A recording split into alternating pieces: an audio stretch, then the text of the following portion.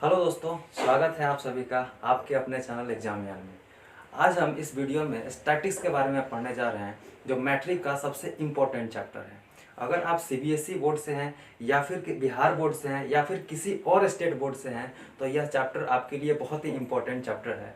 इस चैप्टर में हम वे सारी चीज़ें जानेंगे जो एग्ज़ाम के लिए इम्पोर्टेंट होता है, जैसे ऑब्जर्वेशन क्या होता है, डेटा क्या होती है, प्रेजेंटेशन ऑफ डेटा क्या होता है, इसके अलावा फ्रीक्वेंसी क्या होती है, फिर उसके बाद हम मीन पढ़ेंगे, मोड पढ़ेंगे, मीडियन पढ़ेंगे और बहुत सारी चीज़ों को हम पढ़ने जा रहे हैं। तो चलिए हम अपने इस नए चैप्टर को शुरुआत करते हैं। हमारा नया चैप्टर का नाम है स्टैटिक्स। स्टैटिक्स का मतलब होता है सांख्यिकी, यानी कि हम संख्या को इसमें प्रेजेंट करने का तरीका जानते हैं। जैसे मान के चलिए, हमें सबसे पहले ऑब्जर्वेशन को पढ़ना है। इस ऑब्जर्वेशन को आप समझिए, ऑब्जर्वेशन क्या होता है।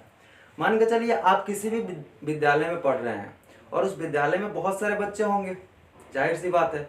और उस विद्यालय में एग्जाम लिया गया और एग्जाम लेने के बाद उसमें रिजल्ट आया, तो कोई राम नाम का लड़का होगा, कोई मोहन होगा, कोई श्याम होगा, कोई और भी बहुत सारे लड़के होंगे। तो एक लड़के का 40 मार्क्स आया, एक लड़के का 50 मार्क्स आया, एक लड़के का 60 मार्क्स आया, किसी का फिर से 40 आ गया, किसी का हो सकता है 80 आ जाए, किसी का 90 आ जाए। यानी कि हम क्या कर रहे हैं, हम उस क्लास में खड़े होकर सारी बच्चों के मार्क्स को ऑब्जर्व कर रहे हैं। तो अगर हम किसी क्लास में सारी बच्चों के मार्क्स को ऑब्जर्व कर रहे हैं तो इस चीज को ऑब्जर्वेशन बोला जाता है। ऑब्जर्वेशन का मतलब हिंदी मतलब होता है अवलोकन करना।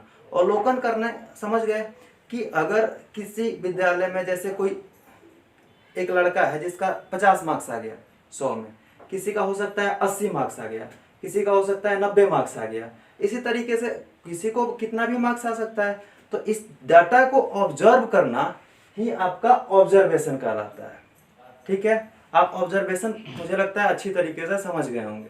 दूसरी चीज आती है डेटा। आखिर यह डेटा क्या होती है? इसी डेटा को हम एक और नाम से जानते हैं, रॉ डेटा। Raw data. अगर मान के चलो हमने क्या किया, हमने ऑब्जर्वेशन अभी अभी किया था। इस ऑब्जर्वेशन को हम क्या करते हैं, इस तरीके से एक शीट लेते हैं और एक टेबल बनाकर इस तरीके से उन सारी डेटा, वो सारे जो नंबर्स था, उन सारी नंबर्स को अगर हम इसके अंदर रिप्रेजेंट कर देते हैं तो इस चीज को बोला जाता है डेटा या फिर रॉ डेटा। जैसे मान के चलो एक लड़का था जिसका नाम 50 है, जिसका मार्क्स आया 50, दूसरे लड़का का मार्क्स आया 60, हो सकता है तीसरे लड़का का मार्क्स आया 70, हो सकता है कोई उसमें टॉपर हो जिसका मार्क्स आया 90, हो सकता है किसी का मार्क्स आया 80, हो सकता है किसी का मार्क्स है 85। इस तरीके से किसी को नंबर आ सकते हैं। दैट मीन्स हमने क्या किया, हमने जो ऑब्जर्वेशन किया था उसमें उस ऑब्जर्वेशन को हमने टेबल के अंदर रिप्रेजेंट कर दिया और इसी रिप्रेजेंटेशन ऑफ ऑब्जर्वेशन को हम डेटा या फिर रॉ डेटा के नाम से जानते हैं। मुझे लगता है कि आप डेटा और रॉ डेटा को बहुत अच्छी से समझ गए होंगे अच्छी तरह से। अब चलिए, अब हम सीखते हैं एक तीसरी टर्म जो स्टैटिक्स की सबसे इंपॉर्टेंट टर्म होती है। हम जितने भी सारी चीज़ें सीख रहे हैं वो बिल्कुल बेसिक से सीख रहे हैं। यानी कि अगर आपने 9th में या फिर उससे नीचे के क्लास में अगर आपने स्टैटिक्स अच्छे तरीके से नहीं पढ़ा हो तो आपको यहाँ पे बहुत अच्छे से समझ में आने वाला है। तीसरा चीज़ हमने देखते हैं क्या चीज़, प्रेजेंटेशन ऑफ डेटा। हमने ऑब्जर्वेशन देखा, यानी क्लास में हमने अवलोकन कर लिया था कि इसको इतने मार्क्स है, इतने मार्क्स है, उसको हमने पेज के ऊपर उतार दिया। तो पेज के ऊपर जो उतारा गया था उसको हमने बोला डेटा या फिर रॉ डेटा। लेकिन प्रेजेंटेशन ऑफ डेटा क्या होता है? देखिए, हम किसी भी चीज को प्रेजेंट करने की एक कला होती है और वो प्रेजेंट करने की कला कैसे होती है, या तो हम एक सीक्वेंस वाइज में हम किसी भी चीज को प्रेजेंट करते हैं, या तो हो सकता है कि हम बढ़ते क्रम में प्रेजेंट कर सके, या फिर हो सकता है हम उसे घटते क्रम में उसको प्रेजेंट कर सके। यानी कि हमने जो डेटा लिया है, इस डेटा को अगर हम प्रेजेंट कर रहे हैं या तो हम डिक्रीजिंग ऑर्डर में, या तो हम इसे डिक्रीजिंग ऑर्डर में, या फिर इसे हम इंक्रीजिंग ऑर्डर में, इंक्रीजिंग ऑर्डर में। यानी कि हमारे पास जो डेटा है, अभी हमारे पास जो भी डेटा थी 50, 60, 70, 90, ये तो रेंडमली डाटा हमने लिखी है। लेकिन इस डेटा को अगर हम प्रेजेंट कर रहे हैं या तो डिक्रीजिंग ऑर्डर में या फिर इंक्रीजिंग ऑर्डर में, तो इसको बोला जाता है प्रेजेंटेशन ऑफ डेटा। जैसे मान लीजिए हमने उसी तरीके का एक टेबल बनाया इस तरीके से, ठीक है, हमने एक टेबल बनाया इस तरीके से, एक मार्क कर दिया। अब हमारे पास देखिए सबसे हम क्या करते हैं, इसको इंक्रीजिंग ऑर्डर में प्रेजेंट करते हैं। जैसे हमारे पास 50 था, फिर हमने 60 को प्रेजेंट करेंगे, उसके बाद फिर 70 को प्रेजेंट करेंगे, उसके बाद फिर 80 को प्रेजेंट करेंगे, उसके बाद 85 को प्रेजेंट करेंगे, उसके बाद हम 90 को प्रेजेंट करेंगे। यानी कि आप समझ क्या रहे हैं, यहाँ पे हमने जो डेटा लिया था उस डेटा को हमने इस तरीके से प्रेजेंट किया कि यह इंक्रीजिंग ऑर्डर में हो गया। अगर यह इंक्रीजिंग में ऑर्डर में हो गया तो इस चीज को हम बोलेंगे प्रेजेंटेशन ऑफ डेटा। आप समझ गए होंगे मुझे लगता है बहुत अच्छी तरीके से। यानी कि हमने अभी तक 3 चीजें पढ़ी, एक ऑब्जर्वेशन पढ़ा, एक डेटा पढ़ी या फिर इसी को हम रॉ डेटा बोलते हैं, और तीसरी चीज हमने पढ़ी प्रेजेंटेशन ऑफ डेटा। अब चलते हैं हम नेक्स्ट चीज पे। नेक्स्ट चीज जो हमारा आता है उसको हम बोलते हैं रेंज। ये सारी चीजें जो है ना स्टैटिक्स की ही टर्म है, छोटी छोटी चीजें हैं, लेकिन हम इस चीजों का यूज करेंगे एग्जाम में। रेंज से कई बार एक क्वेश्चन पूछती है कि बताइए रेंज होता क्या है। तो रेंज जो होता है इसमें देखिए हमने क्या किया था, डेटा को प्रेजेंट किया 50, 60, 70, 80, 85, 90। तो हम क्या करते हैं, इसमें जो सबसे बड़ी नंबर है और जो सबसे छोटी नंबर है, तो हम बड़ी नंबर में से जब छोटी नंबर को घटा लेते हैं तो उसी चीज को बोलते हैं रेंज। यानी कि हमारे पास सबसे बड़ी नंबर इसमें क्या थी भाई, 90 थी। सबसे छोटी नंबर क्या थी, 50 थी। अब देखिए इसमें आसानी से कितना आसानी से हम खोज पा रहे हैं कि सबसे बड़ी नंबर यहाँ पे है, सबसे छोटी नंबर यहाँ पे है।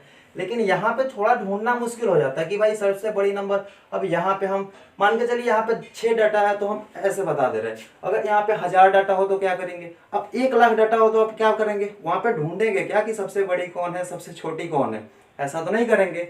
तो इसीलिए हमें जरूरत पड़ती है प्रेजेंटेशन ऑफ डेटा की। तो प्रेजेंटेशन ऑफ डेटा करना बहुत ही ज्यादा जरूरी होता है।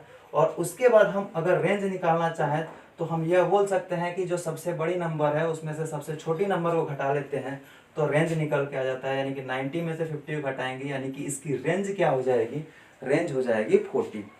यानी कि अगर इसका एक फॉर्मूला लिखना चाहें तो हम ऐसे छोटी सी एक फॉर्मूला लिख सकते हैं कि highest mark minus lowest mark, highest mark minus lowest mark. यानी रेंज किसी चीज का कैसे निकलता है कि जब हम हाईएस्ट मार्क में से उसकी लोएस्ट मार्क को घटा देते हैं तो हमारी रेंज निकल के। ऑब्जर्वेशन को देखा, ऑब्जर्वेशन क्या होती है, हम जितनी भी सारे इस स्कूल में जितने भी स्टूडेंट्स बैठे हुए हैं उन सारे की मार्क्स को हम अगर ऑब्जर्व कर रहे हैं तो उसको हमने बोला ऑब्जर्वेशन। दूसरी चीज हमने पढ़ी डेटा, उस ऑब्जर्वेशन को हमने कागज के पन्नों पे उतार दिया तो वह डेटा क्या लाया। अच्छा, उस डेटा प्रेजेंटेशन ऑफ डेटा किसे कहते हैं, उस डेटा को हम या तो बढ़ते क्रम में या फिर हम घटते क्रम में पेज पे उतार देते हैं अच्छे तरीके से, तो उसको हम बोला जाता है प्रेजेंटेशन ऑफ डेटा। उसके बाद हमने रेंज देखी। रेंज क्या होती है कि भाई सबसे बड़ी संख्या में से सबसे छोटी संख्या को हम घटा देते हैं तो वह रेंज हो जाती है। अब हम एक नई चीज को जानेंगे, वो होती है फ्रीक्वेंसी। क्या होती है, फ्रीक्वेंसी। मान लीजिए हम एक डेटा लेते हैं, चलिए हम एक डेटा लेते हैं क्लास की।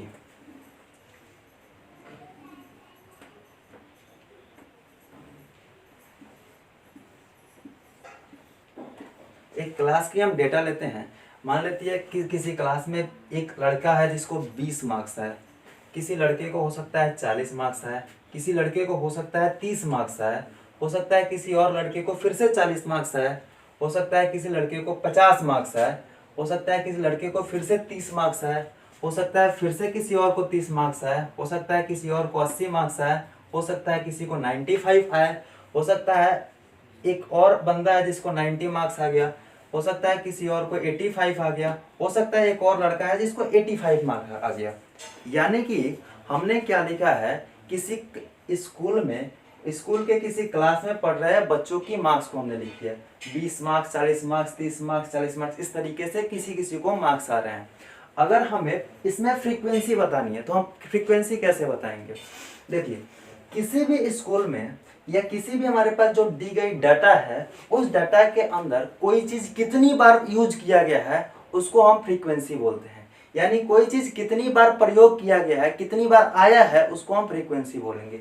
जैसे अगर हम 30 को देखें तो 1 बार, 2 बार, 3 बार, इसमें 3 बार 30 आया है, इसका मतलब 30 की जो फ्रीक्वेंसी होगी, 30 की जो फ्रीक्वेंसी होगी वह कितनी होगी, 3 होगी। जैसे अगर हम पूछे कि बताइए आप 40 की फ्रीक्वेंसी क्या होगी, तो यहाँ पे देखेंगे 40 1 बार, 2 बार, 2 बार मात्रा आया है, तो हम 40 की फ्रीक्वेंसी कितना बोल सकते हैं, 2 फ्रीक्वेंसी। उसी तरीके से अगर हम 90 की फ्रीक्वेंसी अगर देखें तो 90 आप इसमें देखेंगे, इस जो हमारे पास जो भी डेटा दी गई है, इस डाटा में एक ही बार केवल 90 आया है, इसका मतलब 90 की फ्रीक्वेंसी क्या होती है, 1। हम अगर देखें इसमें और चीज देख सकते हैं, 85 कितनी बार आया है, तो 85 1 और 2 बार आया है, यानी कि 85 की फ्रीक्वेंसी कितनी हो गई, 2। यानी कि हम इसको अगर समझना चाहें तो बस इतना समझ सकते हैं कि कोई भी डेटा के अंदर कोई एक संख्या कितनी बार यूज की गई है, उसको हम फ्रीक्वेंसी बोलते हैं। अच्छा, फ्रीक्वेंसी की हमें जरूरत क्यों पड़ी, क्योंकि हम तो डेटा तो सिंपली रिप्रेजेंट कर सकते हैं। अगर मान के चलिए आपका कोई क्लास है, क्लास में बहुत सारे स्टूडेंट पढ़ रहे हैं, अगर उसमें से 10 स्टूडेंट को हो सकता है 80 मार्क्स आ गए, 5 स्टूडेंट को हो सकता है 90 मार्क्स आ गए, उसी तरीके से 3 स्टूडेंट को 40 मार्क्स आ गए, तो क्या हम 3 बार 40 लिखेंगे, 10 बार हम 80 लिखेंगे, 5 बार 90 लिखेंगे? ऐसा तो हम नहीं लिखेंगे। हम क्या करेंगे, उस चीज को अब रिप्रेजेंट करेंगे कैसे, फ्रीक्वेंसी में। अब हम यहाँ पे लिखेंगे क्या चीज, इस तरीके से हम एक टेबल बनाएंगे और उस टेबल में हम एक चीज लिखेंगे, फ्रीक्वेंसी नहीं, ऊपर लिख रहे हैं हम मार्क्स लिख ले रहे हैं, चलिए हम एक मार्क्स लिख ले रहे हैं और नीचे लिख ले रहे हैं फ्रीक्वेंसी।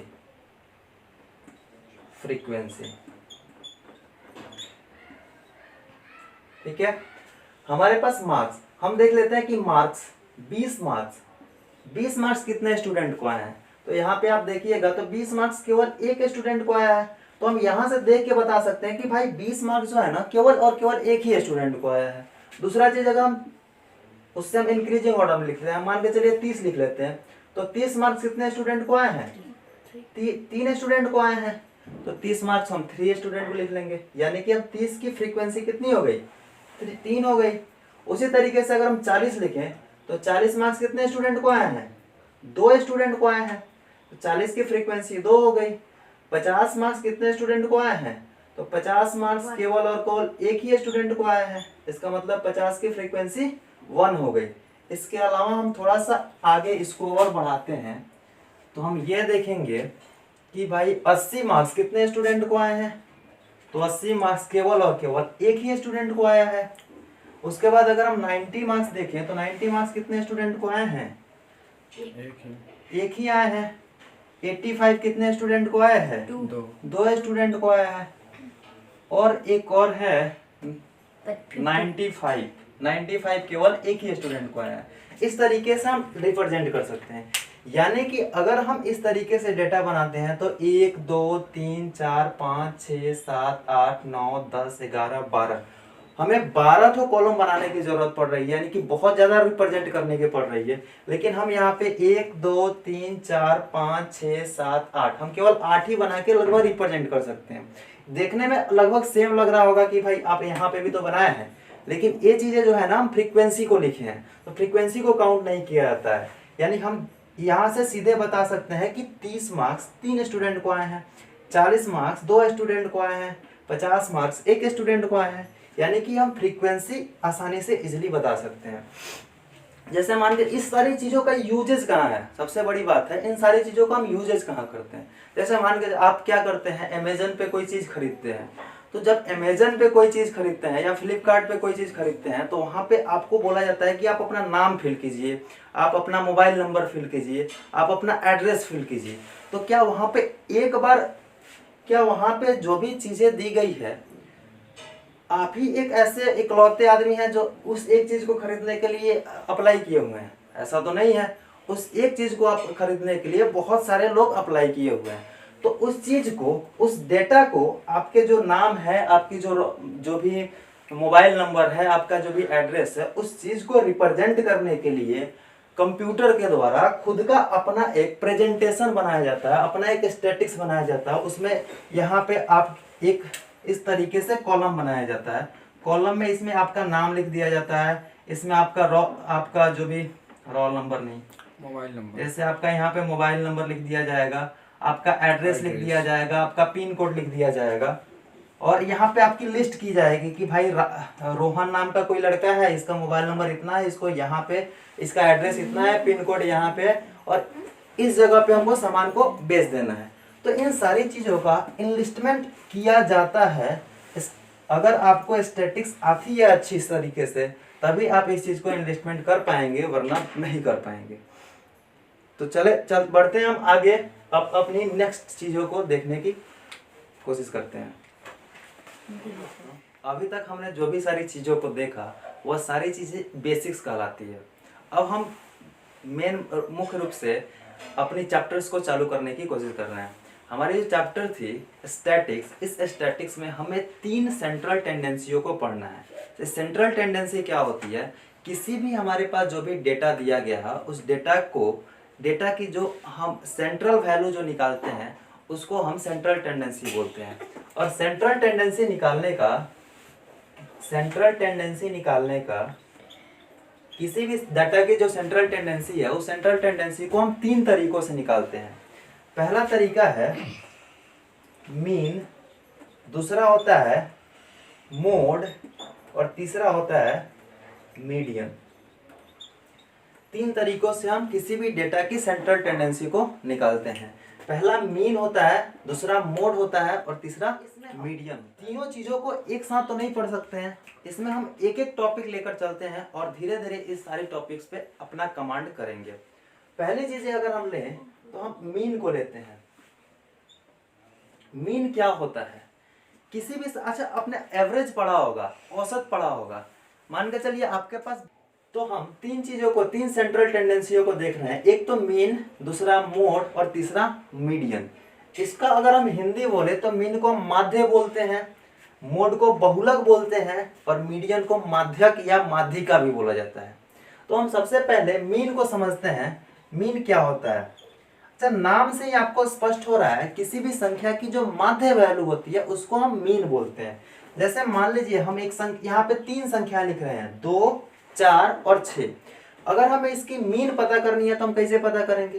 भाई मीन का मतलब होता है कि इसकी जस्ट बीच वाली वैल्यू, तो आपको बीच में क्या दिख रहा है? 4 दिख रहा है, तो 4 इसकी मीन हो गई, यानी 4 इसका क्या हो गया? माध्य हो गया। सिंपल सा ऑब्जेक्टिव क्वेश्चन इस तरीके से पूछा जाता है। जैसे अगर हम इस तरीके से लिखे 2, 2, 3, 5, 7, अगर इसकी मीन निकाले तो अब हम इस तरीके से नहीं निकालेंगे। अब इसको निकालने का तरीका क्या होगा कि भाई जितनी भी सारी संख्याएं दी गई है उन सारी संख्याओं को ऐड कीजिए, और ऐड करने के बाद जितनी संख्या दी गई है उस संख्या से भाग दीजिए। जैसे हम क्या करते हैं, यहाँ पे 2 को जोड़ेंगे, 2 को, फिर 3 को, फिर 5 को और 7 को ऐड करेंगे, और टोटल संख्या कितनी है? 1, 2, 3, 4, 5। टोटल 5 संख्या दी गई है तो हम 5 से डिवाइड कर देंगे। जैसे इसको जोड़िए, 10, 15, 15 4 19 हो जाएगा, और 19 में हम 5 से अगर डिवाइड कर रहे हैं तो कितना हो जाएगा? 5 3 15 और 4 5 हो जाएगा 3.8। यानी कि इस संख्या की जो मीन हो जाएगी वह 3.8 हो जाएगी। यानी कि अगर हम मीन को समझें तो मीन जो होता है बेसिकली एवरेज होता है। और मीन का फॉर्मूला क्या होता है? मीन का फॉर्मूला क्या होता है? सम ऑफ ऑब्जर्वेशन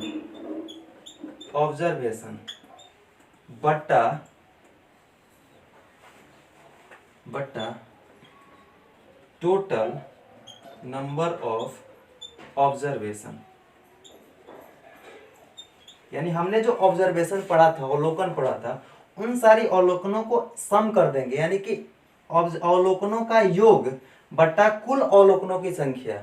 यानी ऑब्जर्वेशन सम करना है ऑब्जर्वेशन का, और जितनी भी ऑब्जर्वेशन दी गई है उनकी संख्या से हमें टोटल डिवाइड कर देना है, तो हमारा मीन निकल जाएगा।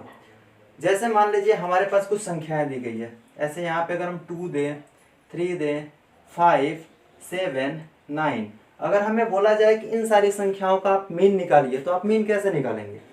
मीन निकालने का तरीका है कि आप मीन लिखिए कि मीन बराबर 2 + 3 + 5 + 7 + 9, और जितनी भी सारी संख्याएं दी गई है 1 2 3 4 5, 5 से आप डिवाइड कर दीजिए। हमने क्या लिखा है फॉर्मूला? Sum of observation. तो ऑब्जर्वेशन, ये इन सारी को हम ऑब्जर्वेशन बोलेंगे, और टोटल नंबर ऑफ ऑब्जर्वेशन यानी कि ऑब्जर्वेशन को काउंट करेंगे कितनी है और उससे हम डिवाइड कर देंगे। तो आप जोड़ के अगर लिख रहे हैं तो कितना हो जाएगा?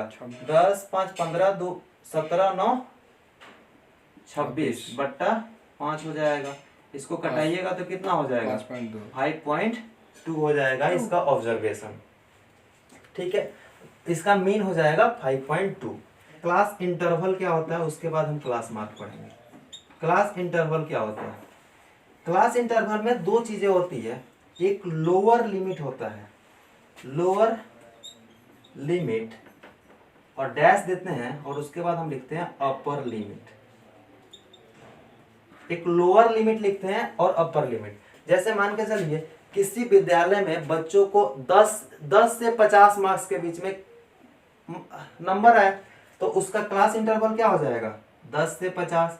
यानी कि 10 से 50 के बीच में बहुत सारे लड़कों को कुछ नंबर आ सकते हैं। हो सकता है किसी को 11 आए, हो सकता है किसी को 50 ही आ जाए, हो सकता है किसी को 49 आए, हो सकता है किसी को 48 आए, किसी को 35 आए। तो उसकी हमें क्लास इंटरवल लिखनी हो तो क्लास इंटरवल कैसे लिखेंगे भाई? 10 से 50 लिख देंगे सिंपली। अच्छा, इसमें जो पहले वाली होती है उसको हम लोअर लिमिट बोलते हैं, जो सबसे बड़ी वैल्यू होती है उसको अपर लिमिट, जो छोटी वैल्यू होती है उसको लोअर लिमिट, जो बड़ी वैल्यू होती है उसको अपर लिमिट, और बीच में हम हाइफन का चिन्ह देते हैं। ठीक है, क्लास इंटरवल के बाद हम एक चीज जानते हैं, क्लास मार्क क्या होता है। क्लास मार्क क्या होता है? क्लास मार्क को अगर हम देखें तो जो भी हमारे पास यह लिमिट दी गई है ना, लोअर लिमिट और अपर लिमिट, तो हम दोनों को जोड़ेंगे, लोअर लिमिट को जोड़ेंगे और अपर लिमिट को जोड़ देंगे, और लोअर लिमिट और अपर लिमिट को जोड़ के हम 2 से डिवाइड कर देंगे, तो इसको बोला जाएगा क्लास मार्क।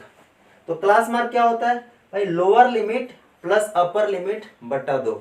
यानी कि हम अगर बताएं, अगर पूछे कि बताओ 10 और 50 का क्लास मार्क क्या होगा, तो आप क्या करोगे? 10 और 50 को जोड़ोगे और 2 से डिवाइड कर दोगे, तो 10 और 50 को जोड़ोगे 60, और 60 में 2 से डिवाइड करोगे तो 30। यानी कि यह जो हमारे पास क्लास इंटरवल दिया हुआ है, इस क्लास इंटरवल का क्लास मार्क कितना हो गया? इस क्लास इंटरवल का क्लास मार्क हो गया 30। कोई दिक्कत? कोई दिक्कत नहीं है। चलिए, अब हमने यहाँ पे बहुत सारी चीजों को देखा। सबसे पहले मीन देखी। माध्य क्या होता है भाई? माध्य जो होता है sum of observation by total number of observation. यानी कि अगर हमारे पास इस तरीके से ऑब्जर्वेशन दिया गया है, कोई संख्याओं का समूह दिया गया है, तो हम कैसे निकालेंगे मीन? उन सारी संख्याओं को जोड़ के और जितनी भी सारी संख्याएं दी गई है उससे डिवाइड कर देंगे तो हमारा मीन निकल जाएगा। क्लास इंटरवल देखी, लोअर लिमिट से अपर लिमिट। लोअर लिमिट को हम पहले लिखते हैं, अपर लिमिट को बाद में, बीच में हाइफन लगाते हैं। क्लास मार्क क्या होता है? Lower limit plus upper limit बटा 2। अच्छा, कभी कभी क्लास मार्क को मिड वैल्यू भी बोला जाता है। आप किसी बुक में देखोगे तो क्लास मार्क को मिड वैल्यू भी बोला जाता है। अच्छा, एक्चुअली क्या होता है कि 10 और 50 के मिडिल में 30 ही तो आता है। अगर 10 और 50 के मिडिल में देखें तो 30 आएगा। इसी की वजह से 30 को मिडिल वैल्यू भी बोला जाता है। यानी क्लास मार्क बोलिए या फिर मिडिल वैल्यू बोलिए या फिर मिड वैल्यू बोलिए, बात एक ही है।